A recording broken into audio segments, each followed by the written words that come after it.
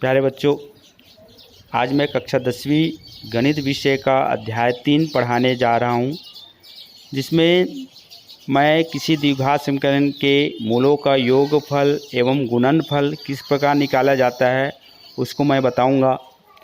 सबसे पहले हम सूत्र देख लेते हैं। क्या होता है सूत्र?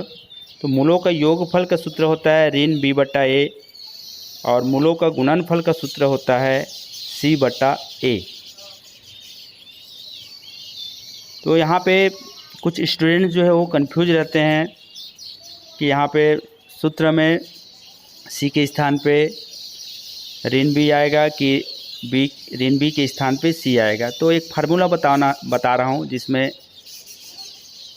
स्टूडेंट जो है आसानी से याद कर सकते हैं सूत्र को।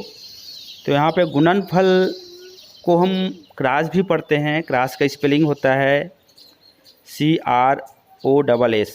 तो इस यहाँ पे C आ रहा है, तो गुणनफल वाले में C याद रखेंगे। और दोनों सूत्र में मूलों का योगफल और गुणनफल के सूत्र में हर में नीचे में A आ रहा है, तो ये तो याद रहेगा। तो मूलों का गुणनफल का सूत्र जो होगा वो C बटा A, ये याद रखेंगे।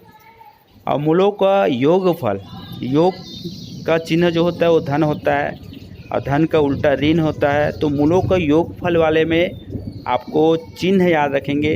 कई बच्चे जो है चिन्ह लगाना भी भूल जाते हैं। तो यहाँ पे प्लस का उल्टा ऋण होता है, प्लस का उल्टा माइनस होता है, इसलिए माइनस याद रखेंगे। गुणनफल वाले में तो C याद रहेगा और योगफल वाले में B याद रखना है। तो मूलों का योगफल बराबर ऋण b बटा a होगा और मूलों का गुणनफल बराबर c बटा a होगा। तो सूत्र याद रखेंगे। चलिए उदाहरण की ओर चलते हैं। एक उदाहरण आपकी स्क्रीन पे दिख रही होगी। x स्क्वायर ऋण 5x ऋण 24 बराबर 0 के मूलों का योगफल एवं गुणनफल ज्ञात कीजिए। हम जानते हैं कि किसी भी द्विघात समीकरण के दो मूल प्राप्त होते हैं। इन दोनों मूलों का योगफल कितना प्राप्त होगा, इन दोनों मूलों का गुणनफल कितना आएगा। हम इन द्विघात समीकरण को बिना हल किए हम इन सूत्रों की सहायता से आसानी से मूलों का योगफल और गुणनफल निकाल सकते हैं। चलिए सबसे पहले हम दिए गए द्विघात समीकरण की तुलना मानक वर्ग समीकरण ax square plus bx plus c equal to 0 से करेंगे। तो यहाँ पे देख सकते हैं a के स्थान पे 1 है तो a बराबर 1 होगा। b के स्थान पे ऋण 5 है इसलिए b बराबर ऋण 5 होगा। c के स्थान पे ऋण 24 है इसलिए c बराबर ऋण 24 होगा। और हम जानते हैं मूलों का योगफल का सूत्र ऋण b बटा a होता है। तो सबसे पहले मूलों का योगफल निकाल लेते हैं। तो यहाँ पे सूत्र में रखेंगे ऋण का ऋण रहेगा। उसके बाद b के स्थान पे आपको जो b का मान है उसको रखेंगे।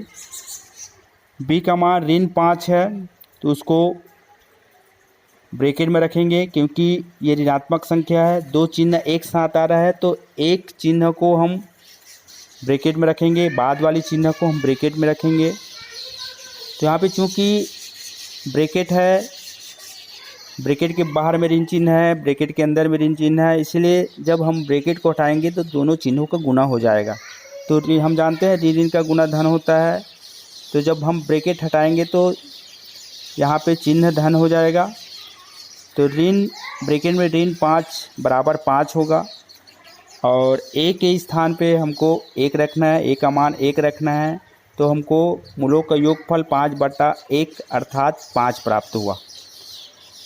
आगे चलते हैं, मूलों का गुणनफल किस प्रकार निकालते हैं। मूलों का गुणनफल का सूत्र होता है c बटा a। c का मान रखेंगे, c का मान ऋण 24 है तो ऋण 24 रखेंगे। फिर 1 का मान 1 है तो 1 रखेंगे। इस प्रकार हमको ऋण 24 बटा 1 अर्थात ऋण 24 प्राप्त हो रही है। चलिए एक अन्य उदाहरण से हम मूलों का योगफल और गुणनफल को समझने का प्रयास करते हैं। एक उदाहरण आपकी स्क्रीन पर दिख रही होगी। 3x square plus 2x plus 7 equal to 0 के मूलों का योगफल एवं गुणनफल ज्ञात कीजिए। फिर से हम इसकी तुलना मानक वर्ग समीकरण ax² plus bx plus c equal to 0 से करेंगे। तो यहाँ पे जब तुलना करेंगे तो a बराबर 3 प्राप्त हो रही है, b बराबर 2, c बराबर 7 प्राप्त हो रही है। तो चलिए सूत्र में इन मानों को रखेंगे। तो सबसे पहले मूलों का योगफल का सूत्र होता है ऋण b बटा a। ऋण के स्थान पे ऋण रहेगा, b का मान 2 है तो 2 रखेंगे, और a का मान 3 है तो a के स्थान पे 3 रखेंगे। इस प्रकार मूलों का योगफल ऋण 2 बटा 3 प्राप्त हुआ।